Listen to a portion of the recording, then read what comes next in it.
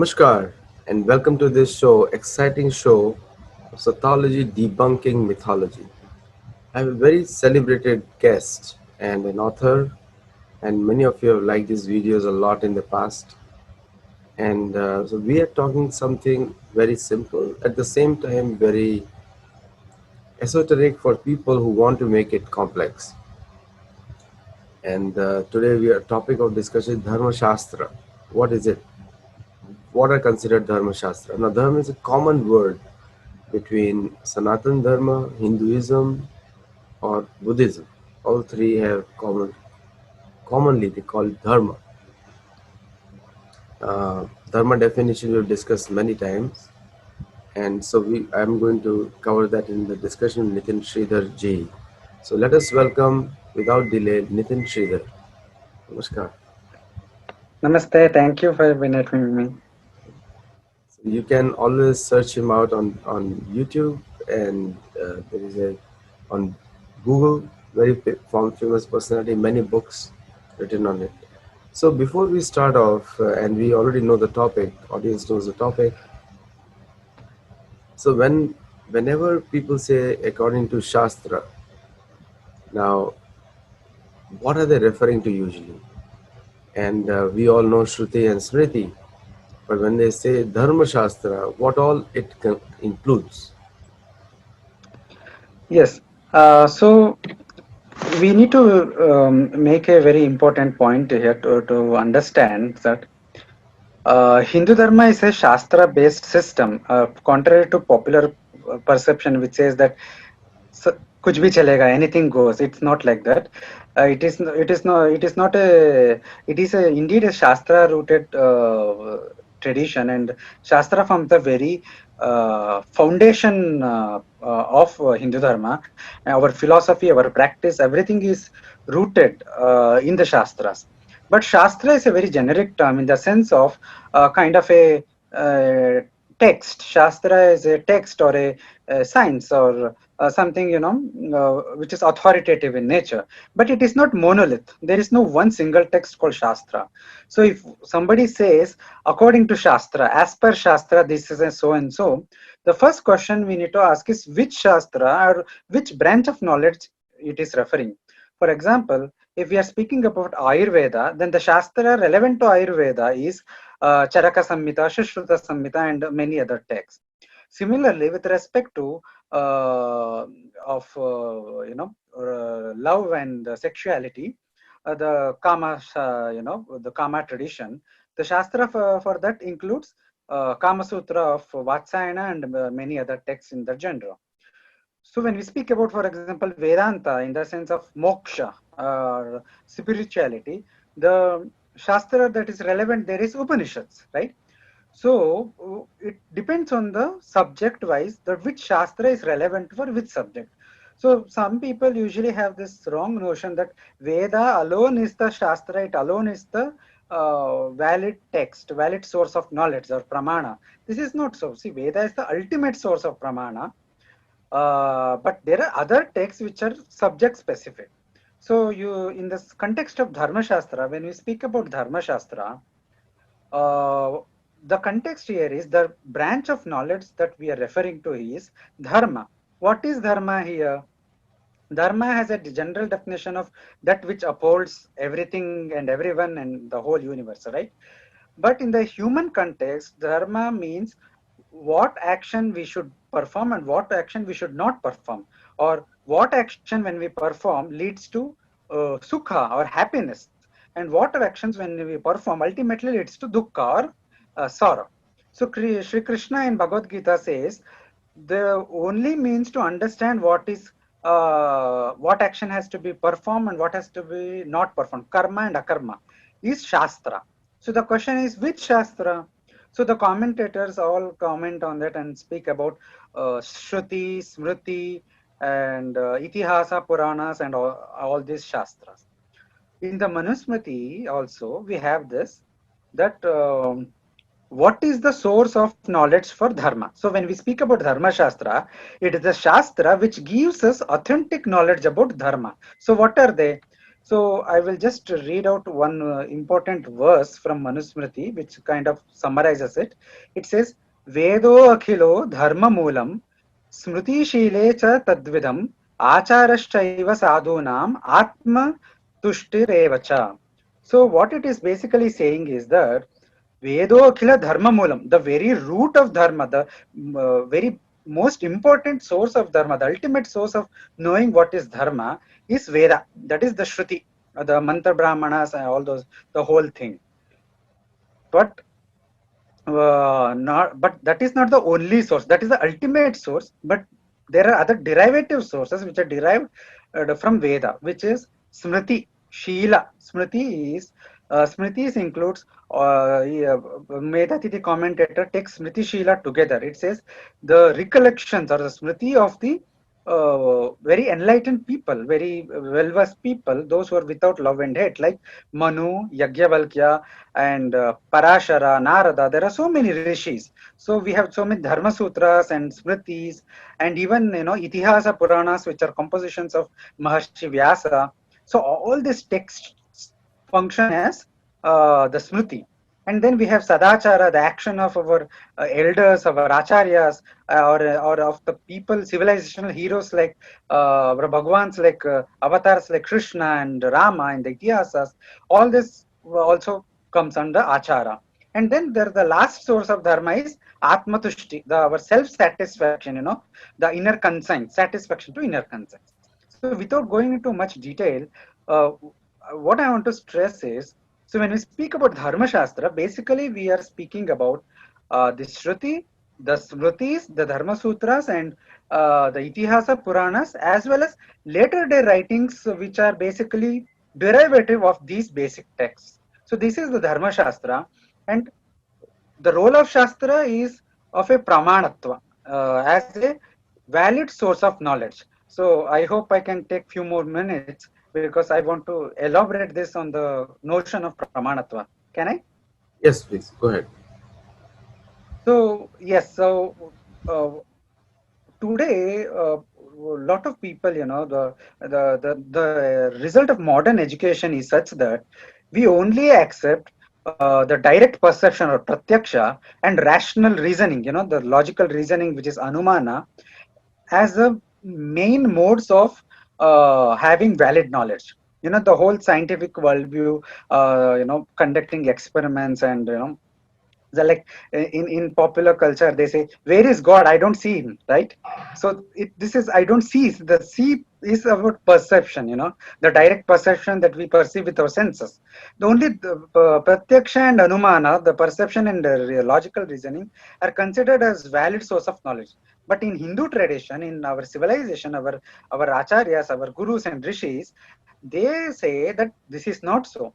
Largely they give six kinds of pramana, six valid sources of gaining knowledge: pratyaksha, anumana, and then we have upamana, which is simile, like saying, if somebody has to describe a unknown animal, they will describe it by comparing it with known animal. That is upamana, comparison. And then we have arthapatti and anupalabdhi. So I won't go into details of what is arthapatti and anupalabdhi, but the last and most important is Shabda Pramana, the Pramana of a word as a Pramana. And whose word? The Apta word, word which of a trustworthy source. So there are two kinds of trustworthy source. One is the Shastra, the main thing in Shastra is the Shruti, the Veda, and other Shastras which are relevant to each branch of knowledge. The second is Apta Vakya of a trustworthy person, like a Acharya of or a Guru or a Rishi, right? So, when we speak about Shastras as being very fundamental to Hindu Dharma, what we mean is that they are the valid source of knowledge. They are the valid source of knowing something which cannot be known from any other sources. For example, if the Manusmriti or the Veda or any of the text says that you perform this ritual and you will get a particular result, this knowledge is not available by any other means of knowledge. You cannot know it by direct perception. You cannot know it by rational reasoning in isolation, or arthapatti, anupalabdhi, or whatever it is, you cannot know. You can know it only through the Shastra Pramana or Shabda Pramana. So when we speak about Dharma Shastra, likewise, the Vedas, the Smritis, the Itihasa, these are the sources of valid knowledge. They speak about what actions lead to what kind of results. Some of their statements are generic. Sometimes there may be apparent contradictions. I will not say real contradiction. It will be apparent contradictions because they're in different situations, different things apply. But this knowledge cannot be got from any other source. This is the only source for knowing things. That is why Shastra is very fundamental, and that is why we are not a non-textual tradition. We are indeed a textual tradition, and the text, the Shabda, forms a very important part of Hindu Dharma. Yeah, the very popular misconception is that whenever the Abrahamic faith they try to compare with Hinduism, they say we are the people of the book, and my always answer to them is we are the people of the books. There are too many books. So, and sometimes they say you don't have a scripture, and I said that well, if we do not have a scripture, then nobody else has a scripture because we have too many documentation we have. and and so we are one of the most well documented faith on the planet or culture on the planet. So this misconception, what do you think is the source of this misconception? See, I think we have been, in a sense, kind of trained to look into the world with the Abrahamic lens. See, I have heard a lot of people say that, see, the Abrahamics are the people of the book. We are not. Let us not reduce ourselves to people of the books by saying that Veda and the Shastras are important. See, this is a reverse kind of distortion. The one kind of distortion is to equate ourselves with the Abrahamics. The other kind of distortion is to kind of remove or reject whatever we have just because it appears to be similar to what the Abrahamics have. So the source of it, as I see it, see that the point is the Abrahamics, for example, especially the Christianity and Islam, even their source is one particular book. There are interpreted traditions. There are, of course, many books and many works, and that is a continuous process even in Judaism and everywhere.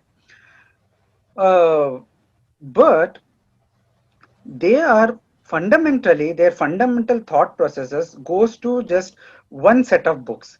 But in our case, that is not so. We have a different set of books for different streams of knowledge, different fields of knowledge.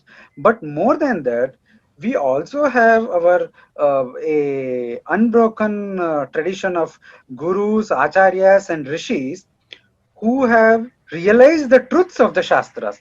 They are not mere interpreters of Shastras. They are not mere preachers of the Shastras. They are not, just like we have in the Christianity padres and all those who are preaching what is in the Bible. This is not so.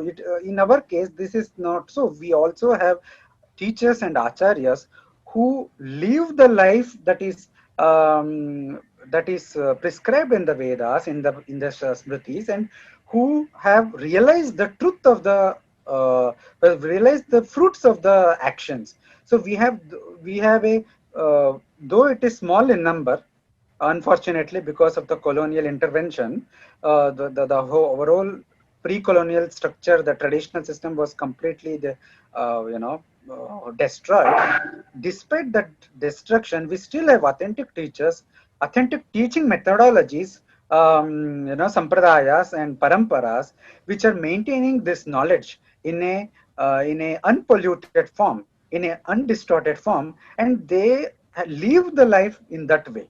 See, we are all kind of moved away from that life to various degrees. All of us are in various degrees of colonized life. Because now we are speaking in English instead of for example, doing a Shastrartha in Sanskrit. So that is a very good We can example always of how give we a are moved away. we can always give a solace to ourselves. We can say that English has come from Latin and Latin has come from Sanskrit, so we are all still speaking Sanskrit. Now coming back to the point here, one of the logic or the the accusation of Abrahamic faiths towards Hinduism is that that that you there is no God, one God. Hmm? Vyasdev is very direct. Vyasdev says Krishnastu Bhagavan Swayam. Ete cham sakala pumcha Krishnastu Bhagavan Swayam. Many other poets like Jayadev Goswami have also confirmed it that Vishnu is supreme, and Shivji has said it many times. And I am not trying to get against anyone. We respect all kinds of Hindus, all faiths of Hindus. But saying that Hindus have no God is just a mental imagination. Well, I can tell by statistics that Abrahamic faiths are losing maximum people on the basis of philosophy, maximum in the world.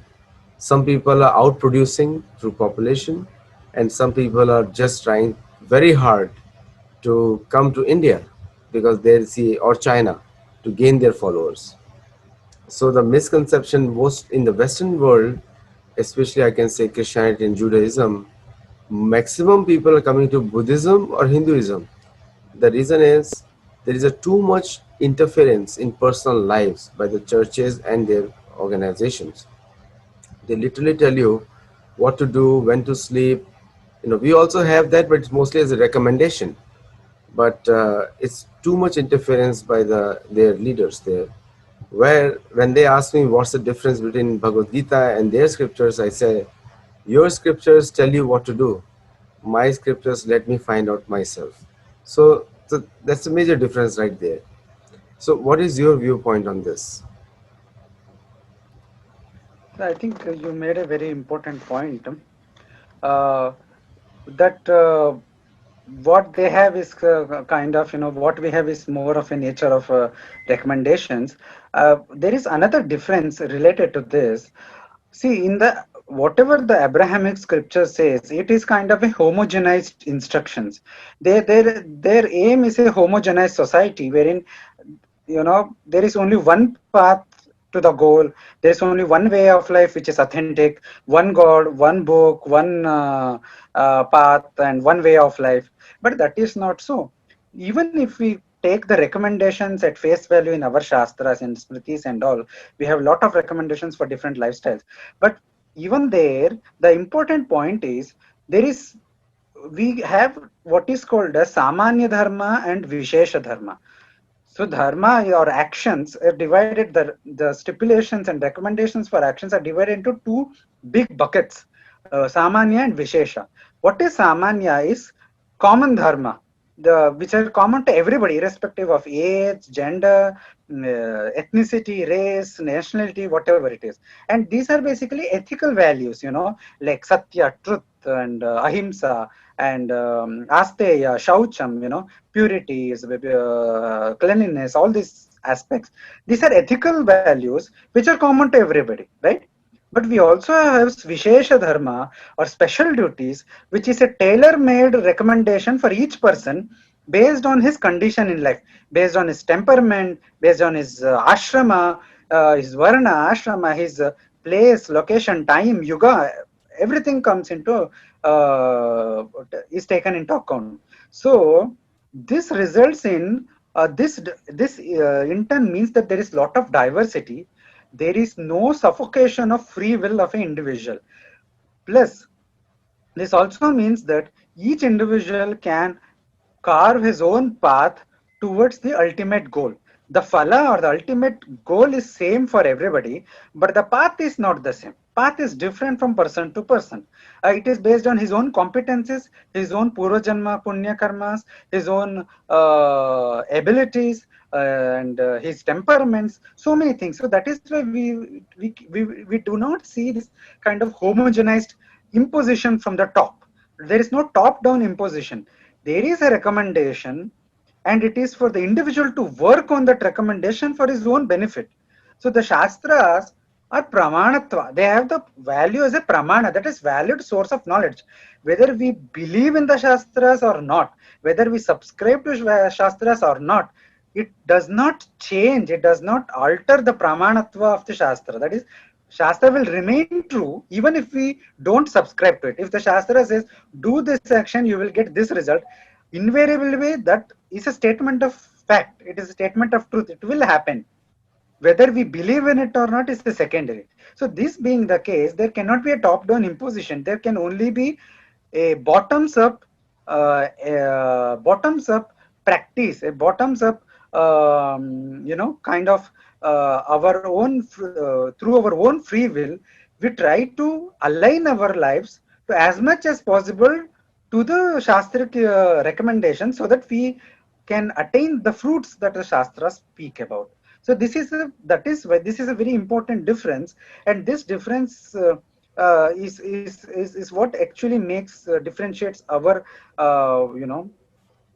kind of diversity, our free living, and how all of us are living our own lives uh, in our own way, versus the homogeneity, the imposition, the suffocation that is faced in Abrahamic societies. No, very good answer you gave on that, and leads to my next question, which is you absolutely right that oversimplification and generalization and homogeneity, this is the hallmark of Abrahamic faith.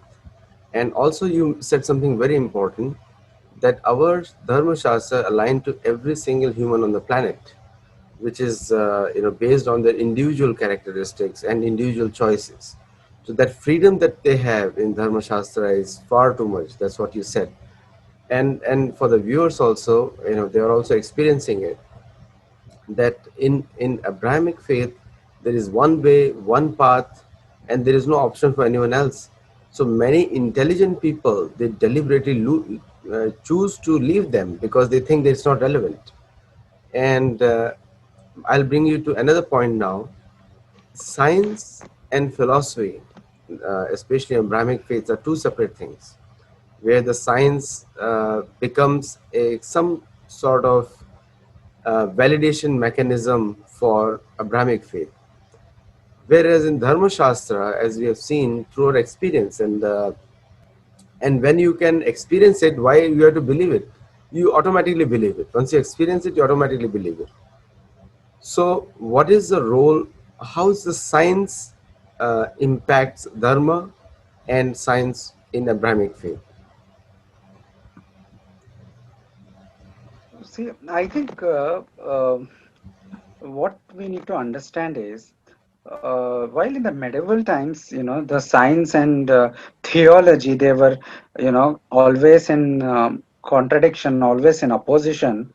Somewhere down the line, the present Western culture, it is scientific in its outlook, but it is also it somehow rooted in an Abrahamic worldview as well, in the sense of promoting homogenization, or in the sense of promoting a particular narrative as a only truth. But contrary to that, in our tradition, the science and nonsense. See, we did not never discussed in this language of science and non-science or whatever it is. What our terminologies were is vidya, and we have this chaturdasha vidya sthanas, and we have kalas, 64 kinds of kalas. So in this vidyas we have ayurveda, which is of course a medical science. So we have this kanadas, vaisheshikas. So we have place for all physical sciences, all kinds of sciences, as a vidya, as a stream of knowledge. So when we, this so-called dichotomy between science versus non-science or theology is simply non-existent when we perceive it from a Indic perspective of various streams of knowledge, with each fields of knowledge having their own limitations, own field of work. For example, what we do today, it's a problematic is, this is what is scientism. We use principles of science to to make comments about religion. We to make comments about to questions like whether God exists, right? And that the principles of the validation, the verification, these principles which is in science, you have to verify it, you are able to verify it, we have to able to reject it. All these things we apply this is in my opinion, this is incorrect application. See, the science as we understand today, largely it is, kind of limited to the five senses. It is limited to the limitations of the five senses, the direct perception. But what say our Shastras are speaking about, like the questions like whether Brahman exists, or what is the ultimate reality, what is enlightenment, whether there is Swarga, whether what happens after death. These questions, these are all they do not come under the purview of modern science. They do not come under the purview of physical sciences itself. Whatever it is, physics, it is chemistry, mathematics, whatever it take, they come under the purview of Vedanta. They come under the purview of Dharma Shastra. Because these, as I return to the original point I made, there are different pramanas, different sources of valid knowledge. And we need to understand that which source of which pramana is applicable to which field of knowledge. And in our tradition, what it is believed is each pramana is swata pramana. It is self-valid. It does not need to be verified or validated from other source of knowledge. But it can be invalidated by other source of knowledge if it is contradicts. But the question of whether there is afterlife, this question, the answer to this question is not invalidated by direct perception, because we cannot, through any direct perception or any scientific experiment, we cannot make any conclusion about whether there is life after death. So we have to take what the Shastra says as true, because they're self-validated. It is self-valid. So this fundamental thing, I think a lot of us are very uncomfortable with this notion of Shastra Pramana, because we have been educated in modern education in a kind of from schools. It starts in India from schools, wherein we are taught that science says this.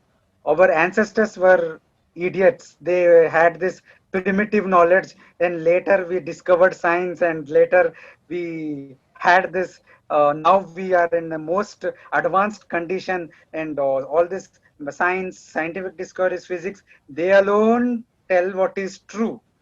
And we are so this is, and I think the Big Bang Theory, the serial, series comes to my mind, which kind of completely put forward this worldview.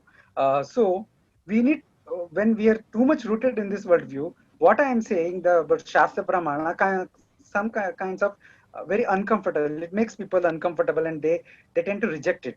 But I think this is a fundamental issue, and this needs I request people, I request the audience to think more on this, reflect more on this, read more on this. Because if we are saying that we are a Hindu, I am a practicing Hindu, then we cannot simply say that we are Hindu, we are Sanatani, and then say that all our Shastras are just books of fancies or imaginations of somebody wrote, and now I can today write a Nitin Smriti. That is not true. That I cannot write a Nitin Smriti. Whatever I write is simply my musings. It is not a Smriti. So we need to have it. What I write is at best an interpretation, a suggestion. It cannot be having the same value as a source of knowledge as our Smritis and Veda has, right? So I think this needs to be clearly understood by people. Yeah, the last question, and before that, I'll make one point that if A is scientifically verifiable in Hinduism or Sanatan Dharma or Dharma Shastra, and B is scientifically verifiable, then C, and if you cannot scientifically verify, then you have to assume because A and B were true, C should also be true. That's a scientific interpolation, and that's how you work on Praman. Science also works in the same way. Science doesn't go and check on the every single being on the planet. They work on samples. They take a DNA test of monkeys, humans, and then they say, okay, the DNA comes out to be 99% same. And virtually every single animal has 99.5% same DNA. Every single animal, including humans. And all the humans have 99.9% same DNA, all humans. So if you take the scientific evidence, it must have come from the same source. But So entire humanity is one way coming from the same source. And Dharma Shastra always say the Prajapati created human beings. It did not come fall from the sky. It was Brahma created the placeholders, and the souls went into them, and the cycle of the birth, Janma Mrityu Jara Vyadhi. And so these are the four cycles which continues human existence. So my question to you is, and also to many people who are watching it, and Sridhar ji will try to answer for all of us, is why so much dogma is attached on, or so much scientific scrutiny is done on Hinduism, way more than anything on their faith. Because if you look at any of the Abrahamic faith books, Earth is still flat today. Galileo was hanged for saying it was round, and there are many people crucified. In fact, Peter, which is a very famous icon of one of the Abrahamic faiths, was hanged with his legs up and head down on the Peter Square in Vatican. Now, now, if that is the future of scientists in Abrahamic faiths, then how they can accuse, they point their fingers on Sanatan Dharma or Dharma Shastra? See, I think the West, we find even criticism of the Christianity and their theologies from within the West. But I think the fundamental problem here now, when it comes to attack on Hinduism, is of a different nature.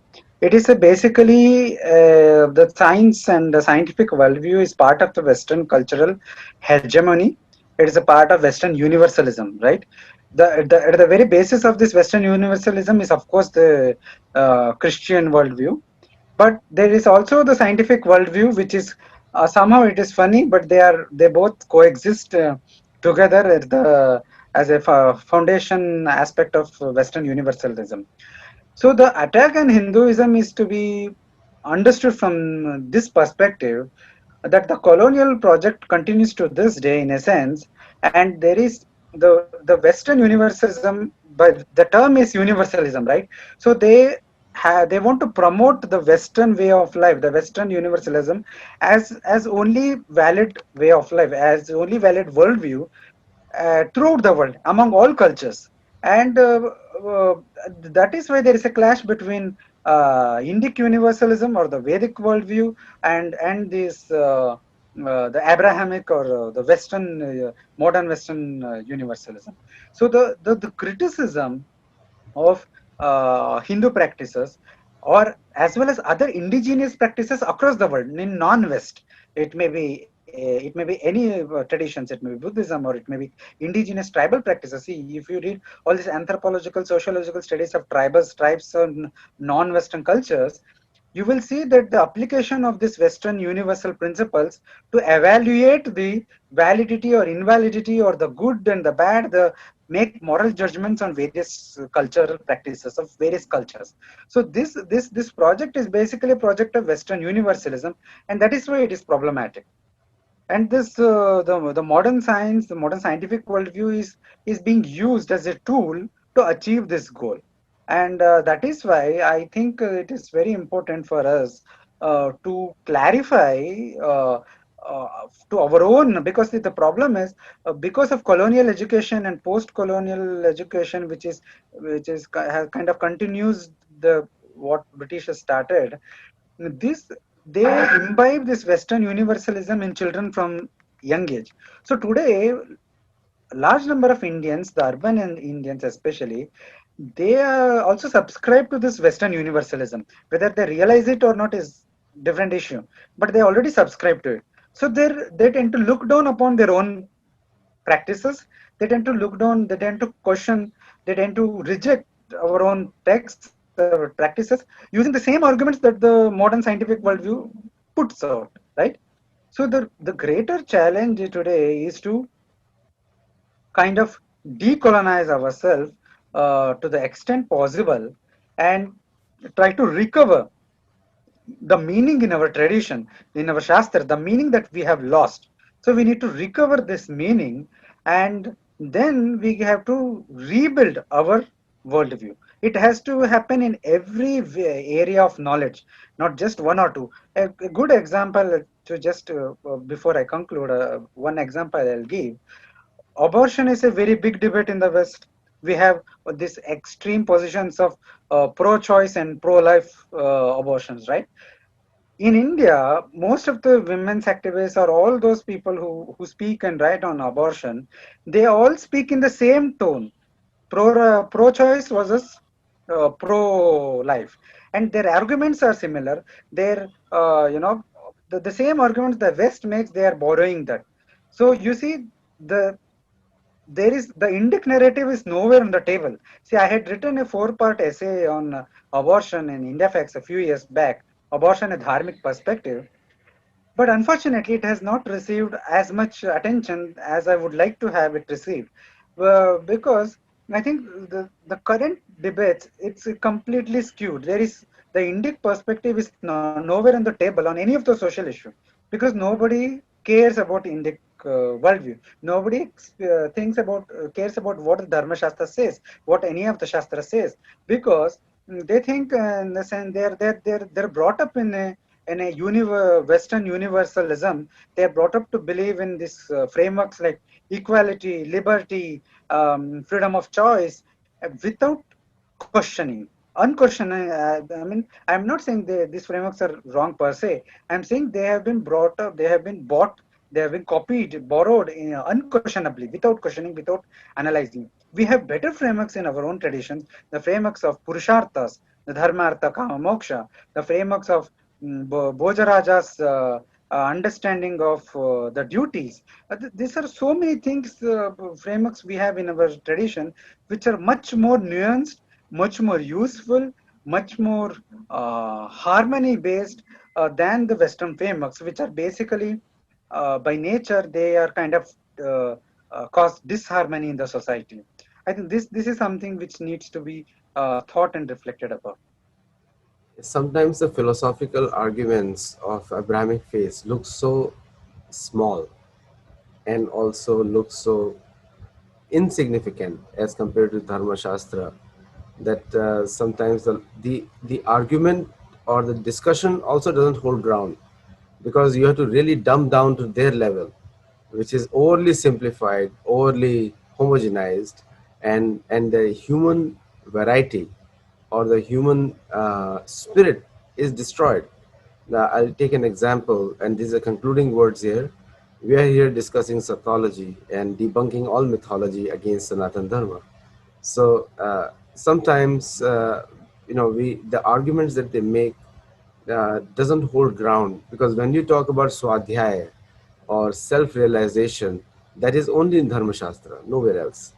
Everywhere is human realization, human capacity realization, and general very simple morality, which is like the ABCs for Dharma Shastra.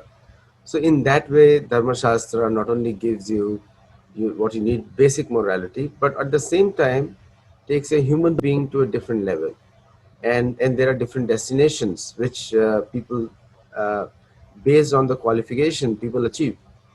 That kind of future growth is not there in Abrahamic Shastra. So thank you so much, Nitin Sridharji.